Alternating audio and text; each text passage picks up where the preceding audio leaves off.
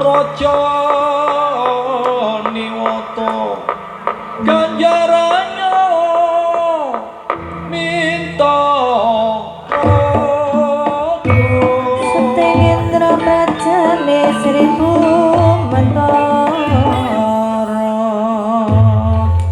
Kakang Semar kudus para wirawar nggih Ndara oh wonten menapi Ndara Kakang ayo diawat-awati ana pinggiring segara Minang Kalbu ya Minang Sraya Kakang kaya apa kananing Kakang Werkudara ya Bratasena apa sedya apa ora anggone ngupadi sarananing ngelmu kasampurnan Kakang nggih monggo kula dherekaken jomblo ya man ayo diderekno bendara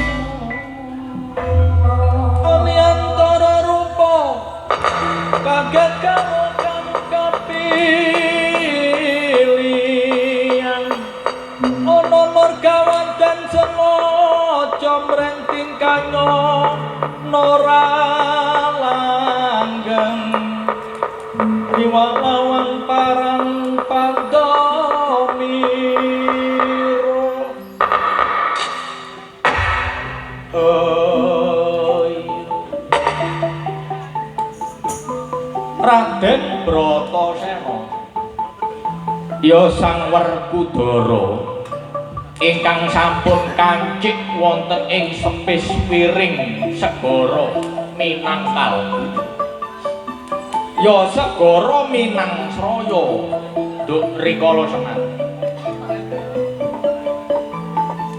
sak nalika ningali suasananing segara Minang Sraya ingkang ombake sak gunung-gunung dhuwure peteng dedeg reriwetan bledek sinandung ngawur sanalika mingkuk pasuryane Sang Bratasena panggarjitane Sang Bratasena ladyalah iki ana segara kebun ombake sak gunung-gunung dukure ngono maneh mendunge peteng dedeg bledek sinamberan ing mriku kawontenaning Sang Bratasena bebasan tekating rodok kendhongan kendhone tekate Bratasena awit nyawang kahanan ingkang sampun cumandhuk wonten ing tepis wiring segara Minangsraya para wau ing mriku wonten ing peksi kekalih utawi manuk anggenipun sesriwetan wonten ing ngarsane Sang Bratasena kala wau dipun wastani manuk gemek lan patuk bawang gemek iya ana apa kan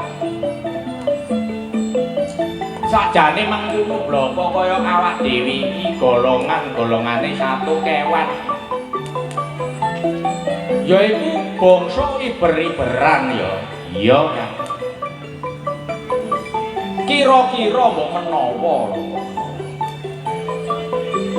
umpama awak dhewe besok yen titi wancine balik ana mula-mulane ana kira-kira bisa tagak gayuh kasuwargan jati kok dhisik ta lah gayuh kasuwargan jati rika iki wong bangsa manuk ae lho bangsa manuk apa ya dudu titaning Jawa to ya iya tapi aja kegedeng sing mbok gayuh lha sakjane ngono mek aku mek kepingin mek ngene tok lho kok tak kandhani sing diarani balik ana jaman mula-mulane ngono kena den arani mati lah ya oh iya lho iku mati tegese mati entek kontrake lah ya bisa apa ora kira-kira awak dhewe iki mati sing sampurna lho ngene lho Kang sarungku iku ya wong mati ku ana 3 perkara apa iku yaiku siji mati utama angka 2 mati madya apa 3 ning mati nista mati utama iku tegese wong mati sing ngrungkepi darmaning urip kewajibaning urip ana alam donya umpama aku karo Rika iku dititah dadi peksi utawa manuk ya kudu ngrungkepi kelakuane manuk semono uga jalma manungsa lha ya yen ndedepi jumenengi sifat-sifat satriya matine ya kudu kasatriyan lha ya matine mati syahid bela negara senajan to dipateni karo mungsuh rikala semono ku diarani mati utama ndedepi utawa ngrungkepi utawa nglakoni darmaning urip sing sak bener-benere satriya ya kudu mati satriya begawan ya kudu lan sak pinunggalane angka 2 mati madya mati madya iku mati sing dipetung lha ya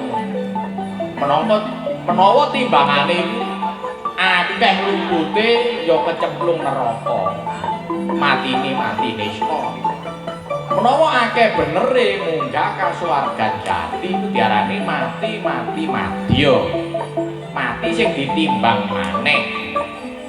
Lah mati nista iku yaiku mati sing bunuh diri. Dadi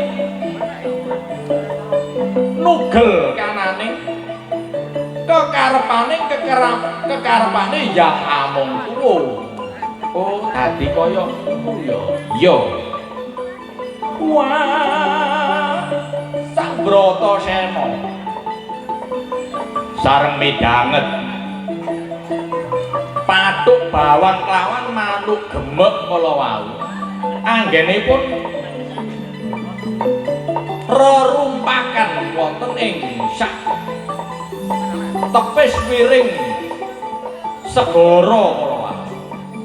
Saknalika jejeg malih tekating Sang Bratasena senajan ombak sing bukure sak gunung-gunung peteng dedeg kananing mendung bledek sinandung ngawur. Saknalika ngadeg nyek saking pelenggan Bratasena jegur wonten ing segara Minangsraya.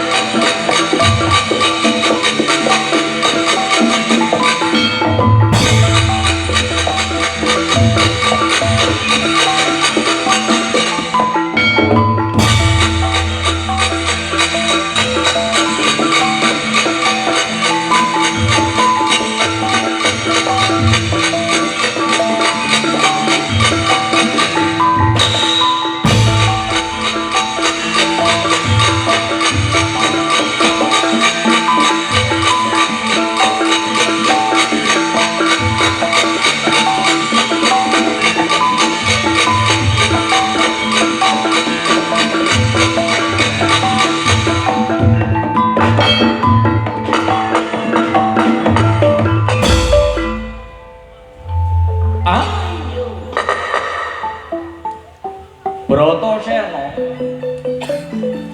sareng sampun jegur wonten ing madyaning segara Minangsraya. Nyata kasunyataning segara Minangsraya namung sak kencete Sang Bratasena. Dados pitungane boten kelem Sang Bratasena. Awit Sang Bratasena ngagem ali-ali dipun wastani Mustikaning Rat. Kena dayaning ali-ali Mustikaning Rat. Peparinge pukulun Bathara Hendra kala wau. Segara sing sakjane jerone dudu-dudu nanging kasunyatane namung sak kencete Sang Bratasena. Dereng ngantos nglilir saking gawoke Sang Bratasena. Saonjotan wonten ingkang dipun wastani naga. Ingkang dudu gedene ngubet kanane Sang Bratasena. Saya dangu den ngubet kelawan naga ingkang dipun wastani naga Nawarasa. Den ngubet naga Nawarasa sang Bratasena rumaos boten saged ngobah lajeng ngempalaken sedaya kekiyatan gragak-gragak buku Pancanaka den cublesaken sang naga Nawarasa mecintak sang Bratasena ical sipating naga Nawarasa.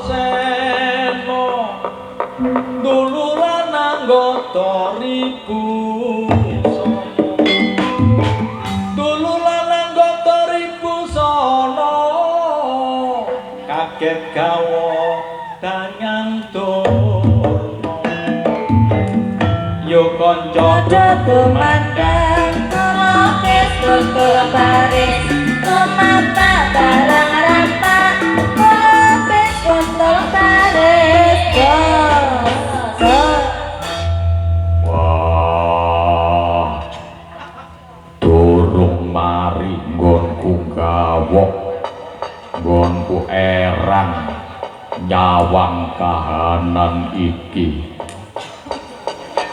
mari ikubet kula sing sakmono gedene aku micritat aku macetat tiba ana pulo iki cilik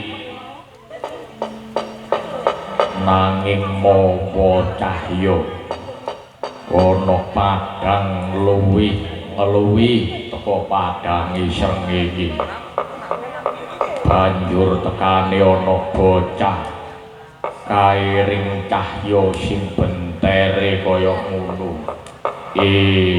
bocah bajang kon kok dolen ana kene ora ana rawan ora duweni rewang kon sapa perlu apa ana kene wilaheng sekaring Bahwana langgeng awi genam hastu namo sidem Werkudara latyalah kementus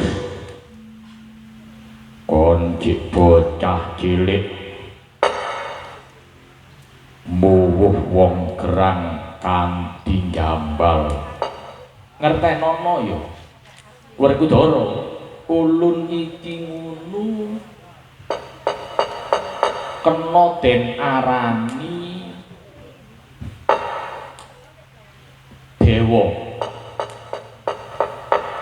ulun iki kena den arani sena ulun iki kena den arani apa wae awit ana sena ana ulun durung kinaruan mesti ana sena latihalah ngomong sing cetha kon sapa lan iki papan dununge ana endi sira tak kandhani ya sena iki ngono kena den arani Pulo Majesti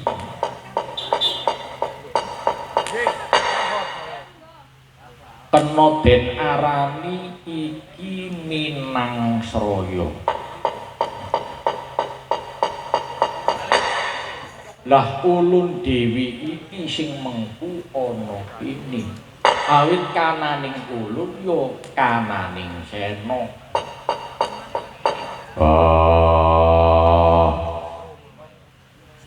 kon ngaku sing kaya ngono jajal maragake ngaku kon sapa bocah bajang ojo ngarai ruwet pikirku ya yen durung ngerteni ulun ya sena ulun iki sakjane ngono kena den arani dewa dewane kabagyan kena den arani dewa dewaning ayem tentrem ya ulun iki bebesik Sang Hyang Bathara Muci saknalika sungkem Sang Bratasena biu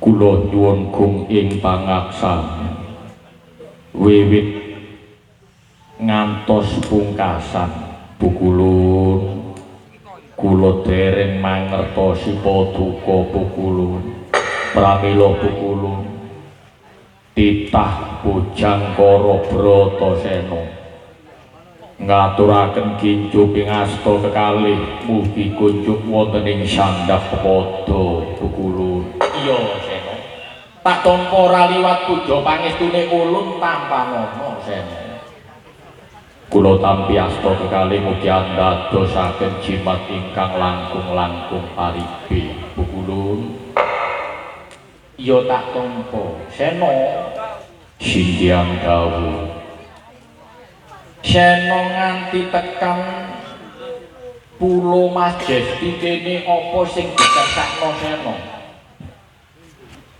apa sing dikarepno Sena satemah Sena ngayawara sumengko nganti temekan Pulo Majesti kene Sena kasinggihan dawuh Pukulun namung ingkang abdi titah Bojangkara menika badhe ngupadi tirta pawitra mahening suci Pukulun tirta pawitra mahening suci kasinggihan Pukulun menika srana serananing ngelmu kasampurnan sangkan paraning dumadi Aji Sastra Jendra hayuning rat pangruwating diyu miturut dawuh ngendikanipun Bapa guru kula Reksi Kumbayana Pukulun Sena singgihan dawuh ini ya Sena sakjane mangkono iku namung tembung sanepan kabeh sing di dawuhna gurumu iku mekaten si Pukulun ya ini ya Tirta wis ngarani banyu pawitra iku bening mahening saka dening tembung maha wening suci wis ngarani ora ana regeting sakjane mangkono Sena saben-saben titah swantah saben-saben barang sapaning kang ana ing jagat raya iki angger-angger kedunungan banyu iki ditenono ya angger-angger ana banyu ing kono bakale ana panguripan dadi ana banyu ing kono para tantu ana sing diarani panguripan mula tegese Tirta pawitra maning suci iku sakjane tirta wis ngarani banyu pawitra iku kena den arani bening bening ateges panguripan tegese sing nggawa daya panguripan maha iku gedhe ning iku bening wening suci wis ngarani iki wujude banyu bening tapi duduk bening wujude nanging bening surasane sing diarani tirta pawitra mahening suci saben-saben jalma saben-saben titah swantah iku kedunungan tirta pawitra mahening suci sebab Bratasena kananing titah sawantah iku bisa ngregeni utawa urip ana Madyapada iki kedunungan banyune urip sing daya-dayane kanggo panguripan mula iku kabeh sejatine namung tembung sanepan ya gurumu Drona mengkono bloko durung kinaruan ngerti bab perkara iki tegese kudu durung tau nglamaki mula Sena yen kepingin banget Sena iku ngrungkepi ngaweruhi sing diarani ilmu kasampurnan sangkan paraning dumadi Sena kudu bisa ngungak sing diarani alam kasidan jati tegese loka sejati yaiku kang kena den arani loka baka loka iku alam baka iku langgeng sarananipun kados pundi supados ingkang abdi menika saged numerpi alam kasidan jati dalane namung siji Sena menapa menika Pukulun ora liya Sena kudu manjing hanggane ulun Sena kudu manjing raganing ulun gunung ing pangaksami Pukulun panjenengan menika wujudipun namung alit kewala sampun kok ngantos kula lumebeng wonten ing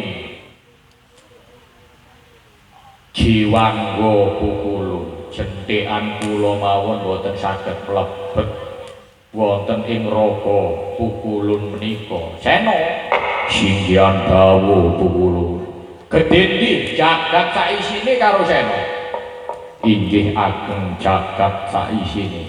Jagat saisine iki ulun. Jagat saisine iki ana lak-lakane ulun. Mara gage Sena mlebu kuping ulun sing sisi tengen ya. Mula ing kono kudu gawe sing diarani hangeningaken cipta. Bratasena yen jeneng sira nganggo budi pekerti angen-angen Pancandriya ora bakal bisa mlebu ana ing angganing jeneng ulun. Nanging yen sarana hangening cipta Sena bakal bisa kancik ana ing jiwangga ulun.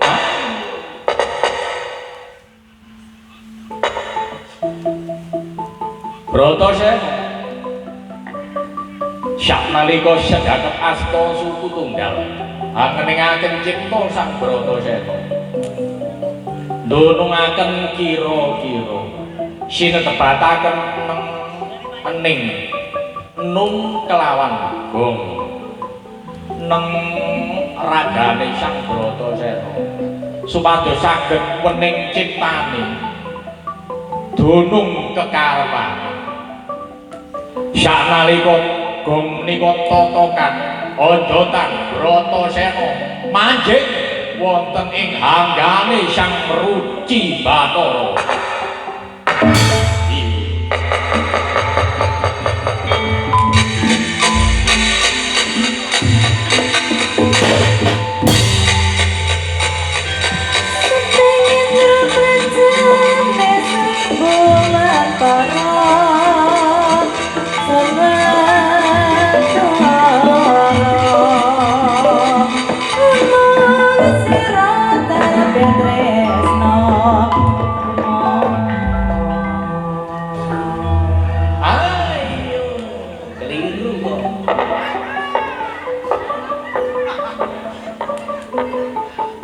Sena singgihan dawuh Pukulun.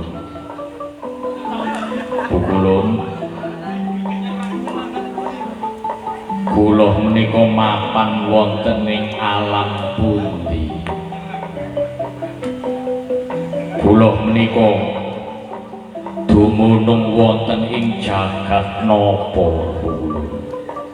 Sena singgihan dawuh. Jeneng sira nemoni apa? Pukulun kula anyumerepi kahanan jenjem ayem tentrem tan wonten bungah tan wonten susah. Ngono ya singgihan dawuh. Padang nanging tanpa wewayangan. Tegese boten wonten ayang-ayang nanging menika sanes padangi srengenge inggih sanes padangi rembulan. Pukulun kula wonten pundi?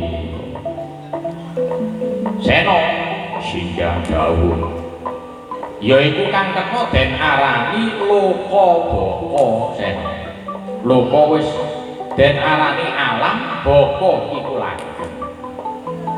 Ana apa niku? Den mriku wonten ules setunggal nanging mawa cahya. Pira cacahe cahyane? Wonten 8. 8 ya singgihan. Dununge menika kula boten saged mastani wetan kidul kulon lor. Kula boten semerap keblat. Kula inggih kraos tasih gesang saged ngraosaken pun wastani raga kula nanging kula boten ketingal raga kula. Pukulun ya iku kang kena den arani cahya sari-sarine ngagesang sinebut Astabrata. Bekaten ya cahya iku sing mawa utawa nggawa daya dayaning banyu geni bumi kelawan angin banjur ana dayane surya candra kartika lan daya dayaning mendung iku piranti-pirantine ngagesak awit saben-saben urip kedunungan cahya 8 perkara iku lah dene kananing cahya 8 perkara iku manjengi rikala ana jaman sonya ruri yen wijine manungsa ana ing guwa garba wis kancik 40 dina sing kaping 3 sinebut wahyu nukat gaib wahyu nukat gaib yo wahyu iku kanugrahan saka Jawata saka Gusti kang amung dhuwur sinebut Sang Hyang Sukma nukat iku ateges wiji gaib iku samar dadi pirantine urip senajan durung wujud kananing urip iku wis kedunungan urip awit wis kedunungan sing diarani wahyu nukat gaib mau bekaten yo mlebu maneh singgihan dawuh bukulun seno singgihan ana apa ten mriku wonten cahya langking jenar saloka kelawan pethak yo iku kang kena den arani cahya-cahyaning jiwa yaiku piranti-pirantine ngagesang cahya iku mahanani sipating banyu geni bumi kelawan angin kang minangka geganepaning wahyu nukat gaib sing diarani jiwa iku wis jahar tegese wis wujud kula sinebutna sifat 1 lan 4 cahya 3 perkara ireng kuning lan abang iku nduweni pangreka daya sing abang iku ndadekno daya kekuwataning menungsa nanging cak-cakane ndukune duweni sifat angkara sing cahya kuning iku saben-saben ngajak saben-saben njaluk penak kepenak cak-cakane seneng yen lanang seneng wadon yen wadon seneng lanang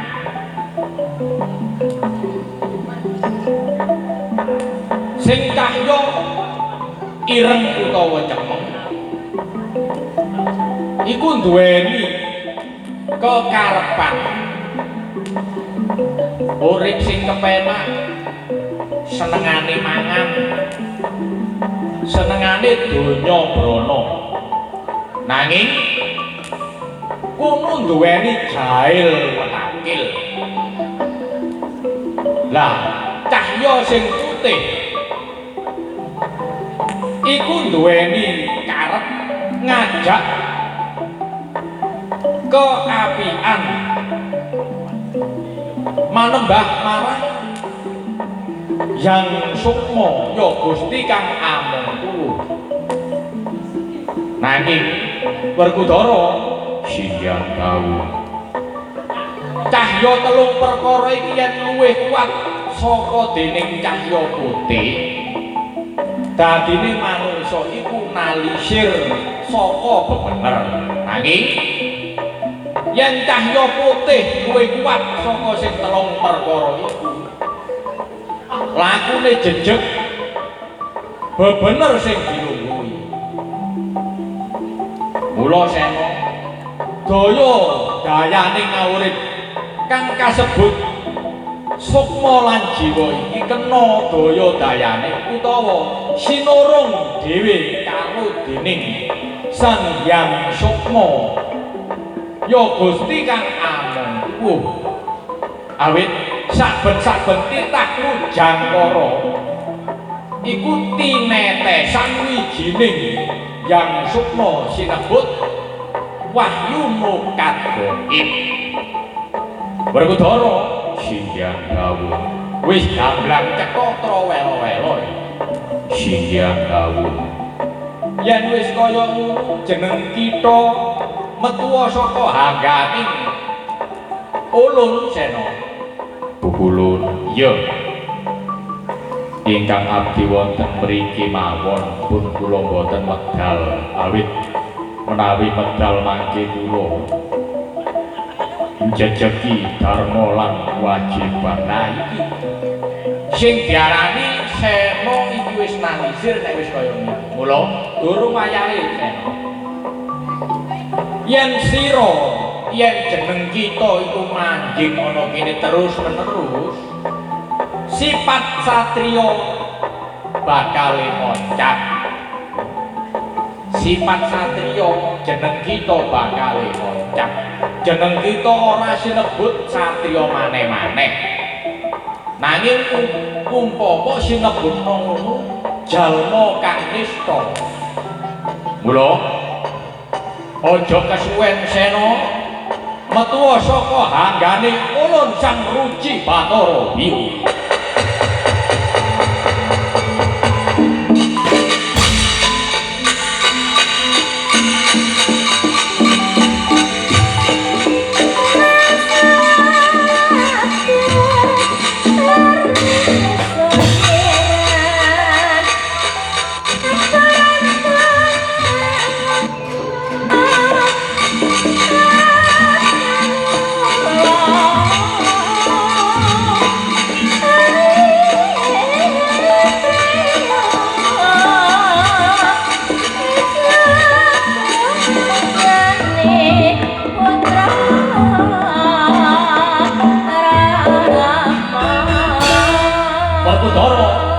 Singhyang dawuh Ulun. Nah saiki jeneng kita tak wenehi gelung sinebutna gelung Minangkara ndek ngarep ndukur mburi. Kena iku werdine Sena wis tau ketemon sing diarani guru sejati. Tak pangestoni Werkudara aja njunjuk ana ing Ngastina negara luwe-luwe negara Ngamarta, nanging njunjuk ana ing Harga Kaiwasa Madeka Dempok Pertapan gawe apa parep Begawan Bima Suci. Singhyang dawuh nuwun pamit Guru.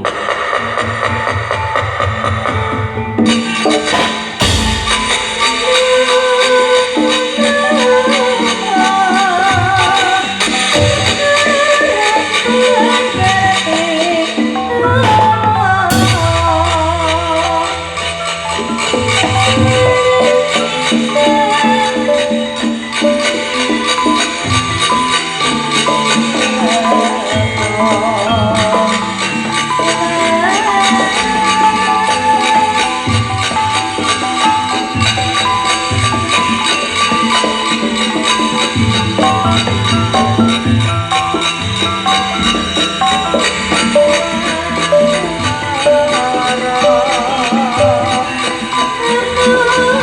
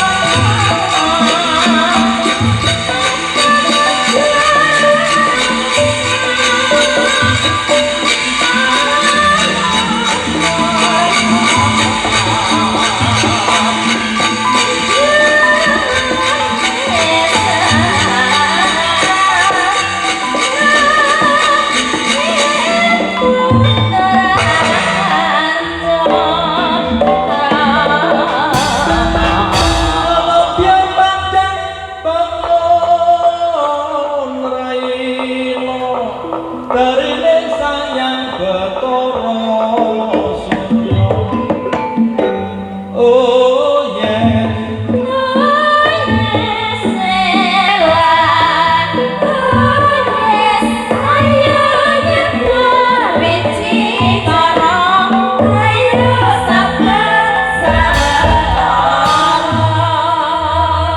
jagat sang yang binatara ya dewa ya Batara Yayi Sinuwun pun kasinggihan dawuh perang kados pundi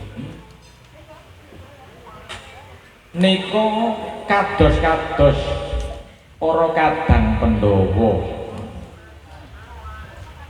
langkung-langkung Yayi Sena anggenipun nglampahi lelampahan sedalu nika sampun paripurna ya lajeng wonten pundi samangkin Yayi Sena Bapak Prabu pun kuatos Yayi pun ingkang raka sampun nyumerepi menawi Yayi Sena menika sampun mentas saking segara Minangsraya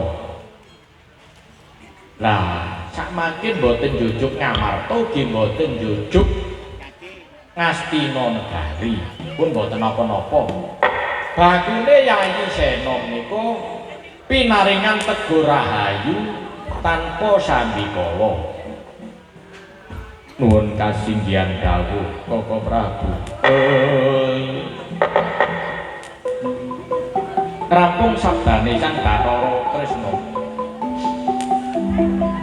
senan-senan dinten 7 Peknan Gangsal sasi taun kelawan pindu ugi suket gegodhongan lan ugi sinebat kaki danyang nyai danyang cikal bakal kang akal bakal telatah tarik umumipun mliginipun dusun tempuran desa tarik agengipun sak kecamatan Dalarestri Sepuh Miwanem para dewa ngandhapaken tirta pertanda pucaking cita